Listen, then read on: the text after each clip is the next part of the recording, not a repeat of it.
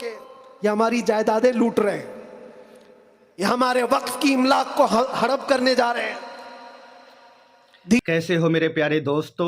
یہ جو اسکرین پر آپ ویڈیو چلتی دیکھ رہے ہیں یہ مفتی سلمان اجہری صاحب کا ابھی بالکل نیو بیان ہے جو راجستھان کے ایک بڑے جلسے کے اندر انہوں نے دیا تھا اور وقف بل کے تحت یہ بیان دیا تھا. اور اتنا بہترین یہ بیان ہے, حکومت کو ایسے للکارا ہے انہوں نے, اور اپنے جیل جانے کے بارے میں بھی بتایا ہے کہ وہاں مجھے ایسی جگہ رکھا تھا جہاں پر پرندہ بھی پر نہیں مار سکتا تھا, اور نہ ہی میرے گھر والوں سے ملنے کی اجازت تھی, نہ میرے بھائیوں سے, نہ میرے بچوں سے.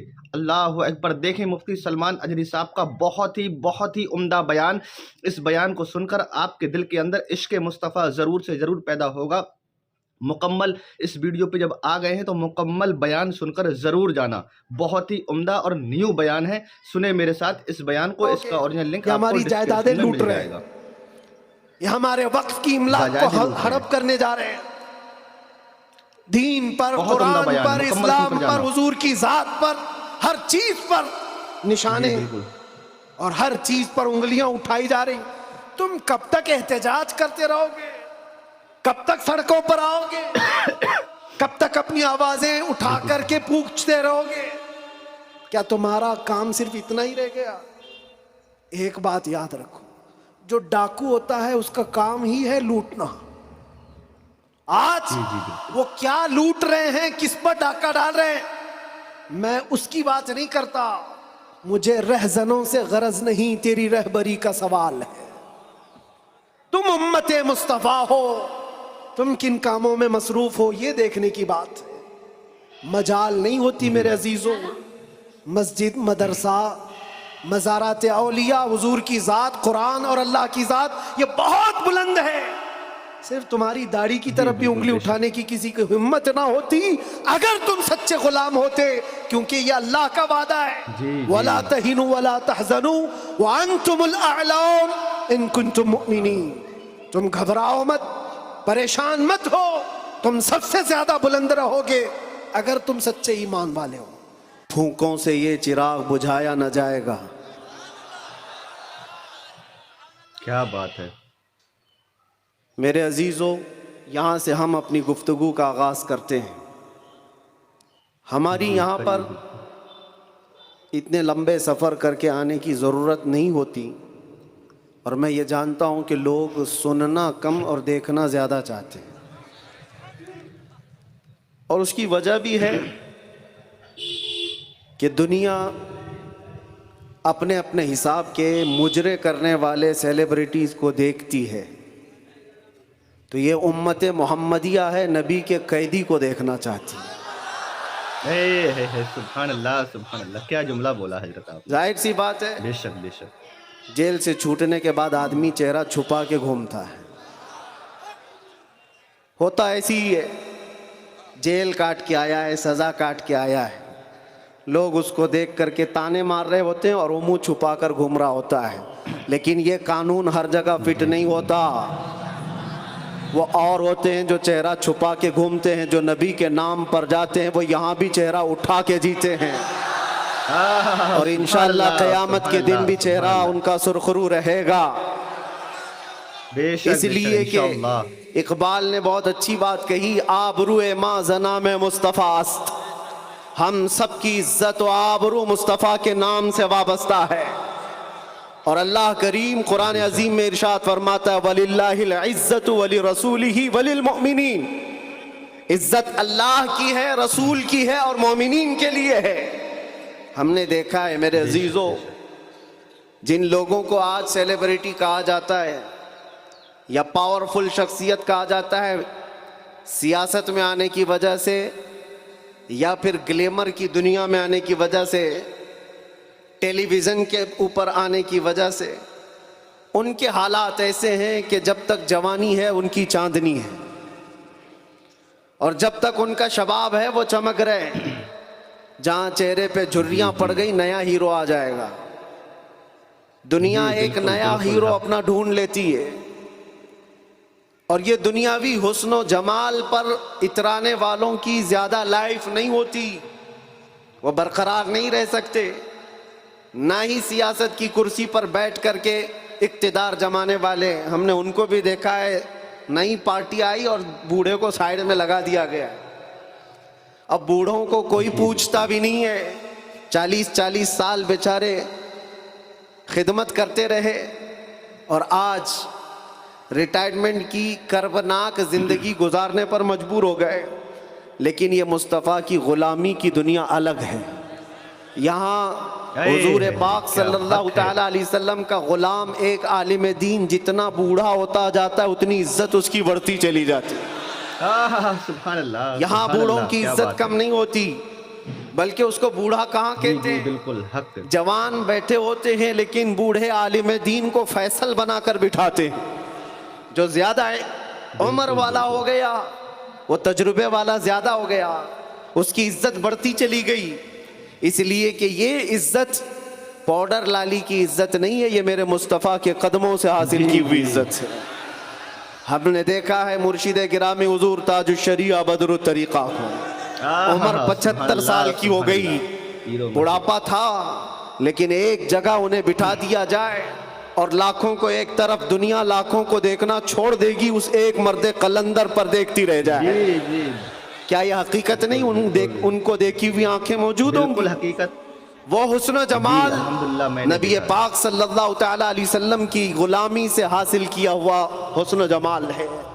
اسی لیے میرے عزیزوں یاد رکھو، اسی بات پر میں کہتا ہوں، آبرو ما زنام مصطفیٰ است، ہم سب کی عزت و آبرو مصطفیٰ کے نام سے ہے۔ ہرچے دری دنیا بعد مصطفیٰ است، جو کچھ اس دنیا میں ہمارے پاس ہے وہ نبی کے بعد ہے۔ جو بھی رشتہ ناتا ہے، جو بھی تعلق ہے، وہ سب حضور پاک کے بعد ہے۔ نبی سے ہو جو بیگانہ اسے دل سے جدا کر دے، پدر مادر برادر جان و مال ان پر فدا کر دے۔ یہ ایمان کا تقاضا ہے اور ایمان اسی کا نام ہے۔ اور اعلیٰ حضرت امام اہل سنت فاضل بریلوی کیا فرماتے ہیں؟ ایمان کسے کہتے ہیں؟ اس کی دو چند مثالیں آپ کے سامنے رکھتا ہوں، اور جب یہ ایمان آ جائے تو میرے عزیزوں، یہ جو آندھیاں چل رہی، یہ جو طوفان آئے ہوئے ہیں، یہ رخ موڑ لیں گے۔ اس لیے کہ سنا ہے قدسیوں سے میں نے کہ وہ شیر پھر ہوشیار ہوگا۔ اقبال نے کہا تھا، نکل کر کے صحرا سے جس نے الٹ دیا تھا تخت روما کو، سنا ہے قدسیوں سے میں نے کہ وہ شیر پھر ہوشیار ہوگا۔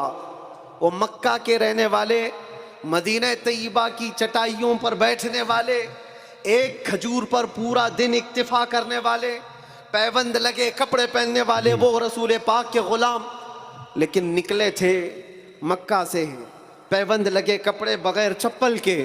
اس وقت کی دو سپر پاور طاقتوں کو گھٹنے ٹیکنے پر مجبور کر دیا تھا۔ تخت روما کو الٹ دیا تھا، رومن ایمپائر، اور پرشین ایمپائر جن کو قیصر و کسریٰ کہا جاتا ہے، دونوں کو جھکنے پر مجبور کر دیا تھا۔ تاریخ کی یہ سچائیاں بتاتی ہیں۔ کون لوگ تھے وہ؟ خالد بن ولید، سیف اللہ المسلول، 4 لاکھ صلیبیوں کے سامنے مقابلے کے لیے کھڑے تھے۔ تو صلیبیوں کے بادشاہ نے کہا تھا کہ یہ عرب کے بدو یا عرب کے دیہاتی لوگ ہم سے لڑنے آئے جو رومن ایمپائر کے فوجی ہیں، اسلحے سے لیس ہیں، طاقت سے بھرپور ہیں۔ تو خالد بن ولید نے کیا کہا تھا جانتے ہو؟ آپ نے کہا تھا، رومیو، جس طرح تمہارے فوجی شراب پسند کرتے ہیں، ہم وہ فوج لے کر کے آئے ہیں، تمہاری شراب سے زیادہ ہم شہادت پسند کرتے ہیں۔ یہ وہ لوگ ہیں جو شہادت کے لیے جیتے۔ عزیزان گرامی وقار، وہ ایمان کامل جب آ جائے تو پھر یہ طوفان اور یہ آندھیاں اپنا رخ موڑ لیں گی۔ آج بالکل وجہ یہی ہے، ان سے پھرے جہاں پھرا پھرائی کمی وقار میں، ان کے جو ہم غلام تھے خلق کے پیشوا رہے۔ حضور پاک صلی اللہ تعالیٰ علیہ وسلم کی غلامی سے جہاں کہیں تم منہ پھیرو گے، تھوڑا سا بھی ہٹو گے، عزت نکال لی جائے گی، عزت ختم کر دی جائے گی۔ تمہیں جو مرتبہ ملا ہے وہ خیر امت ہونے کا، وہ حضور کی غلامی کی وجہ سے ملا ہے۔ عمر ابن خطاب رضی اللہ تعالیٰ عنہ 36 لاکھ اسکوائر کلومیٹر پر حکومت کرتے تھے. تب آپ نے یہ نہیں کہا خطاب کا بیٹا عمر حکومت کر رہا ہے، بلکہ آپ نے کہا تھا ہمیں آج جو عزت ملی ہے وہ حضور کی غلامی کی وجہ سے ملی. وہ فخر یہ کرتے تھے. خالد بن ولید 125 جنگوں میں گئے، ہر جگہ فتح یابی، ہر جگہ فتح. کبھی خالد بن ولید نے یہ نہیں کہا میرے بازوؤں میں وہ طاقت ہے کہ میں ہر پہلوان کو زیر کر دیتا ہوں، جس جنگ میں جاتا ہوں فتح کے جھنڈے گاڑ دیتا ہوں. نہیں، خالد بن ولید کا ایمان تو یہ تھا کہ ان کے سر پر ایک ٹوپی تھی جس میں حضور کے 3 موئے مبارکہ تھے. وہ فتح کا صحرا انہی موئے مبارک کو دیتے اور کہتے یہ نسبت میرے ساتھ ہے، اس لیے اللہ مجھے ہر جگہ فتح عطا کرتا ہے. انہیں جو عزتیں ملی تھی دنیا میں، جو اقتدار ملا تھا، وہ حضور کی غلامی کی بنیاد پر. اور آج ہمارے پاس جو عزت ہے وہ حضور کی غلامی کی وجہ سے. نبی پاک صلی اللہ تعالی علیہ وسلم کی بات کرتے رہو. ایک جملہ میں اکثر کہا کرتا ہوں، ان کی بات کرو ہر دل پہ راج کرو. ان کی بات کرو، بالکل بالکل، ہر دل پہ راج کرو، ہر دل پر راج کرو. دیکھنا آپ جو اس مذہب میں اس طریقے پر جتنا بڑھتا جاتا ہے اللہ اس کی عزت میں اضافہ کرتا ہے. تم اگر 70 دروازوں میں بند ہو کر کے بھی بیٹھے رہو، اللہ تمہاری محبت خلق کی دلوں کے اندر ڈالتا ہے. ہم نے ایسے ایسے علاقوں کا سفر کیا جس کا نام میں نے زندگی میں کبھی سنا ہی نہیں. گاؤں ہے، دیہات ہے. راجستھان کے علاقے سے کچھ حضرات آئے تھے، نہایت غریب علاقے کے لوگ، اور مجھ سے بعد رمضان آ کر ایک مفتی صاحب تھے، اس کے نمائندے تھے. انہوں نے کہا ہمارے قافلے میں یا جس جگہ سے میں نمائندہ بن کر کے آیا ہوں وہاں کے لوگوں میں غریب لوگ ہیں. 3 مہینے تک انہوں نے صرف آپ کے لیے روزے رکھے، مطلب اللہ رب العزت کے لیے، کہ آپ جب اندر تھے ان روزوں کے ذریعے سے اللہ تبارک و تعالی رحم فرمائے. یہ باتیں میں نے ایک جگہ سے نہیں، دنیا کے کتنے خطوں سے سنا.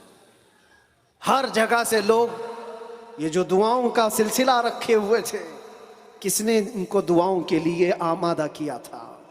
کون ہے؟ جی یہ ساری خلقت مجھے پہچاننے والی کیسے بن گئی؟ ان کے دلوں کے اندر کون ڈالا کہ 8 مہینے دروازوں کے اندر ایسا بند تھا کہ میرے بچے مجھے نہیں دیکھ سکتے تھے، میرے بھائی بہن مجھے دیکھ نہیں سکتے، مجھے ملاقات کرنے کی بھی اجازت نہیں دی جاتی. جب اتنے دروازوں کے اندر بند رکھا گیا تھا جہاں چڑیا بھی نہ اڑے، لیکن میں نے یہ محسوس کیا لاکھوں دلوں میں اللہ رب العزت نے محبت ڈال رکھی تھی. اس کی وجہ یہ ہے چوری کر کے گیا ہوتا، لوٹ مار کر کے گیا ہوتا تو لوگ یہی کہتے کہ کچرا تھا چلا گیا. حضور پاک کی بات کر کے جائے تو مرنے کے بعد بھی اللہ اس کو دلوں کے اندر زندہ رکھتا. سبحان اللہ سبحان اللہ. بالکل یہ تو قید خانے کے اندر گیا جہاں سے آنے کی امید ہوتی ہے، قبر کے اندر بھی جائے تو اللہ تعالیٰ اس کا نام زندہ رکھتا ہے. اسی لیے میرے عزیزوں ایک نقطے کو سمجھ جاؤ، حضور پاک صلی اللہ تعالیٰ علیہ وسلم کی محبت اور ان کی غلامی یہ اصل ایمان ہے.